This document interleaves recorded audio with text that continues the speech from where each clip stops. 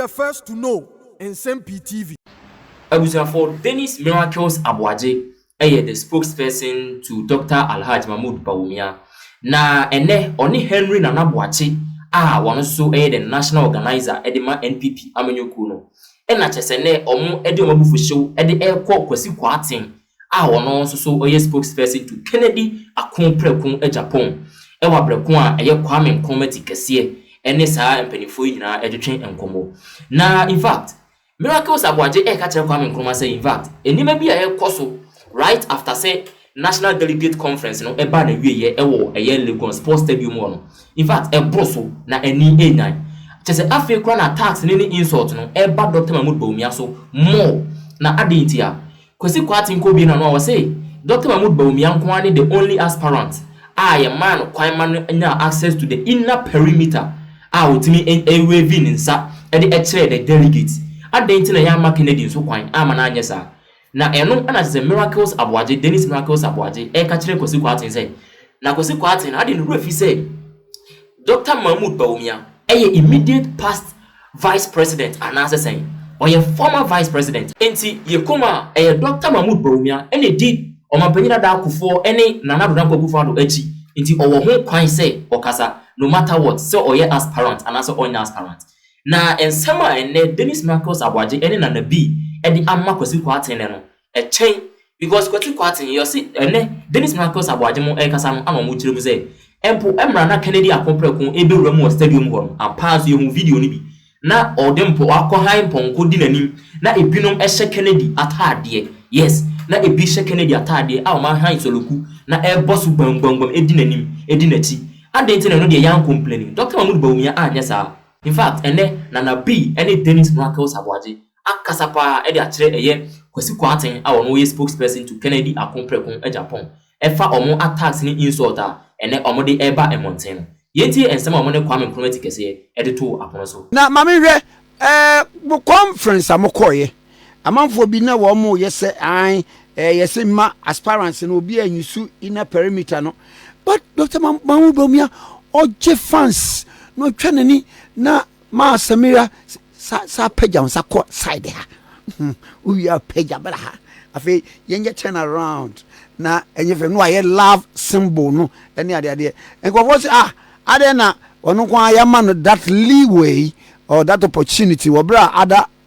hosts no ya mo sa minim say otin komo ibia petty o mampeni akonya na say wo prayer a serious business bra kwa pettiness has no room in the high office of presidency. The law can say, 21st July 2025. Do we have an aspirant in the NPP? Obi nomination. Obi perform. Now we need to do my just on the contest here. No, can say announcement to be how are we going to identify all? How are we going to do that? Baby, you are muti. Now, what you would see, where you would see in your capacity as what? As say, Obi tea, so a contest, I don't say I want to perform that. Baby, it's a fidel king. And your contest conference near and your election conference near and no, it was a conference to deliberate on the health of our party and the way forward for our party. Conference on Ewamra. Mbrana won say what national chairman be biano general secretary bekasa treasurer bekasa okase wi a ye wo ye friend say mpenimfo bi wo ye kuo ni mu a say esa no mu dibre no mu su ni o mu bansi say ye ni die de no mo because wo ye mpenimfo ye wo ye kuo ni mu mpenimfo miensa na ye wo party mu a ene without doubt obi agitum say omo yem pinifo we kuma say ye dey say need mom former president Kofo, former president Akufo-Addo, former vice president Dr. Mahmoud Bawummia. The only two sitting presidents that we have, any former president Kofo, any former president Akufo-Addo. The only sitting former vice president that we have, any Dr. Mahmoud Bawummia. In Tiandra, President Kofo any di Nsem-Pii. Nana Danko Akufo-Addo any di Nsem-Pii. The former vice president, who is the only surviving vice president of the party, and so Edina Nsem Ebaye. Parliament, MPs Makumako 88. Yes, say a T MPs Lenum. By to be Yambre, Emma MPs 88, Robia, Mayor Line, and Kasa. And see, Omanu Dini, minority leader, Ebesi Omuna name, a Kasama MPs and so. Baby, a program, no. They are all hosted program, no, edge Yawa were two. A Greater Accra Penny, and a regional chairman. On also be see regional chairman in our name, Kwame conference. Adenti, and a young line. Neama each of the 16 regional chairman and some Bekasa Senia divine Ekasayano. Adenti, and a Yama 88 MPs in our line. Neama Wina Bekasa, Senia a Futu MP no Ekasayano. Because a Futu MP, a honorable Afenyo Marken, or representing only the people of a Futu. There were 87 other MPs are representing other constituents. Omuna a MPs. But yet we will be a leader and Kwa Eba Bekasayano.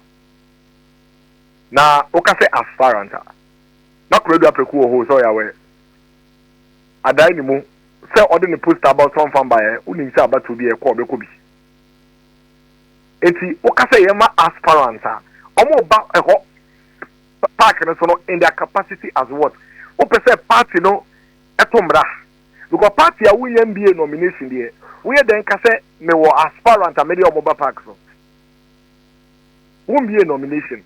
If you hear the Nkasa or aspirants and media mobile parks, it isn't right. Because you yourself as a political party, you have no open denomination. So how do you admit somebody as an aspirant and allow the person certain privileges at a national conference? Now, how about those who haven't done any posters yet but would run? How are you going to identify them and bring them also into the inner perimeter? Dr. Mahmoud Bawummia statement now. One may make statement as an aspirant. Or my statement as the immediate past flag bearer. Yes, what about 6 months ago? This is the first meeting of the party. Kwame, doesn't it make sense? And Nipa Utu Frank Ama party no course about today. Or Babe Gino when you know who are contact room. Omo a wo come say my no more flag bearers. Omo a konte bobi ebu ema party no.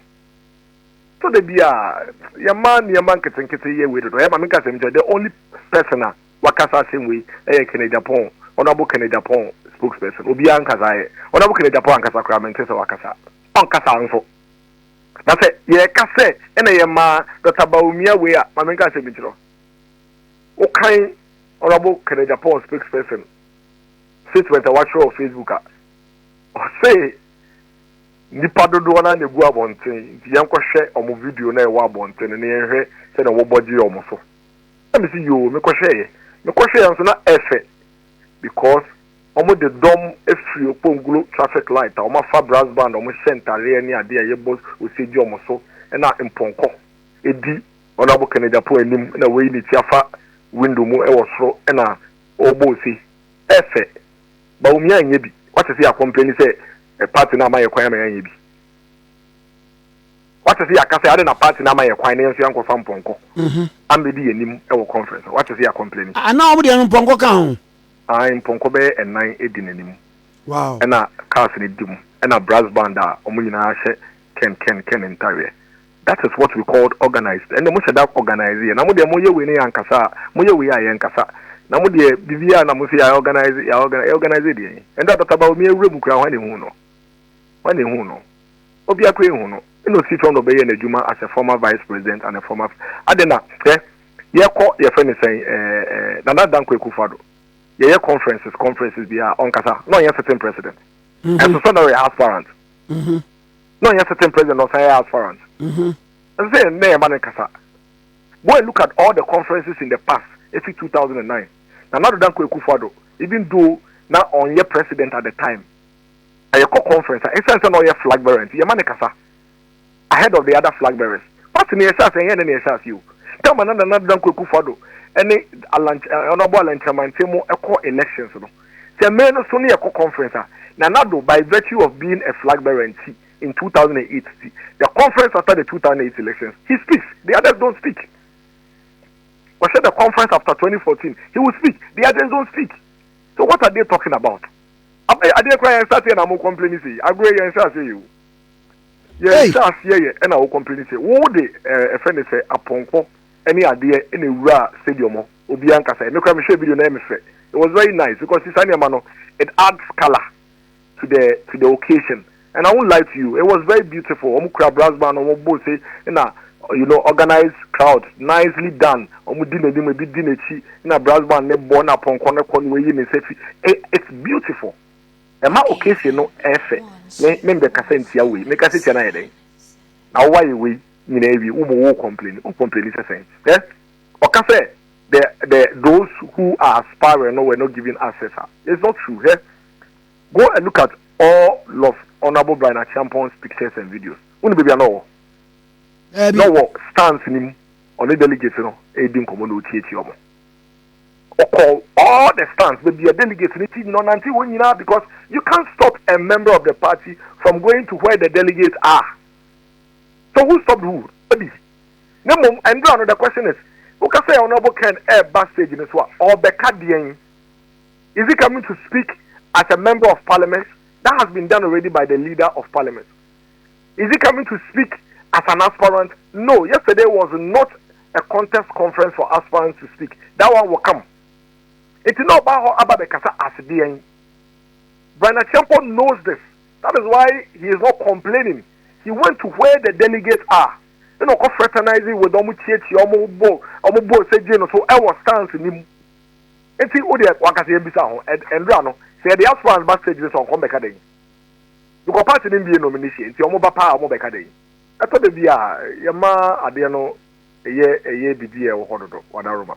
Na nkofo bi complaining say you see na perimeter no ma aspirants no ne ade emfa ho by mama ayi say Dr. Mahmoud Bawummia fa ho na ogi fans no aye love symbol no na eno net say means what be a Kwame ni di kan me ebia na mempe Yera Muhammadu Bawummia, but it doesn't take away the fact that he is a former vice president. Sure. Young MPP produce it.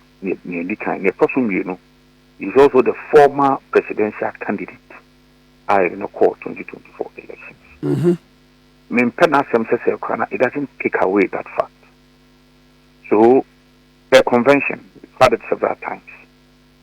It's a vice president, address a conference, former vice president, the former presidential candidate, and indeed, Nkomo baby and Kamene, Gofo Bay, Ebeya Adrian, and Kabian no Kwame criticize him, say, if he had even campaigned for himself, say, look, Montwaban and Samame, and Komo Bini Bidi, and Kambu Masham, somewhere in Papa Mumbeba. We na to be Kaka Edmane and this for the Omunshimuna Blue for Mom years and which absolutely nothing whatsoever and campaigning for himself. He's a former vice president. Look, any of penny Funina Omo Yamia Moman yes, Pre say the Somudi party and somebody party and answer some of their vice president thing and also their presidential candidate. It will not, nobody can take away that status from them. Nobody. Look, you really are, or no Casaria or Kono. And now, we decided to say, Obetia, a delegate from Bawummia. Kwame, I don't see anything wrong with it. On Castle Campania, man. Look, I saw some of the Omonyo Pepper. They were also greeting in the stands. No more move from region to region. Omo Checha, region to region. Omo Checha. Region to region, Omo Checha. We don't have any problem with it. Okay. Insofar as all base in your country, all the billboard, all the we say for maybe there's absolutely nothing wrong with it. It sometimes I say, yeah, and some drama. Look, we have had a very beautiful conference. Obia was well organized, well managed, everything on point. I think that is a success. So them can sign you Mamadou Bawummia Ibia and me Kwame no kase me penasem. Se kase kwa koto aba me Ibia me ntomano. But I cannot take away the fact that he's a former vice president and he's a former presidential candidate. There's absolutely nothing wrong with that. Because the man for you say apart from say modern call 2024 now was sign yet former vice president, you know, only leader of the party. Oh, nobody. And only a man for a contesting. A man is not. That is where people. Senkebia you be nomination in the heat of the campaign. Okay. Nomination in the medical cancer now watching women and now watching it also. We should expect it to be nomination. And ABA event BSC as a what project no be and now we be not for a ban of a campaign for no can vote for me near the idea. Then I think that in creating very fair playing ground for everybody. I would have met say this year make us say we have no open nominations. Number two, you cannot take away Obianka so a leader. In fact, after Kwampuna, your constitution, you have been clear, no part of the resolution is national chairman will be the leader of the party at all times. After you have a constitution. It will be a non-more leader. I'm only saying that he spoke at conference because he is a former, but in his capacity, former vice president and former presidential candidate. Obia attaining such a status, we will give that due recognition and that respect to it, irrespective of my dislike for the person.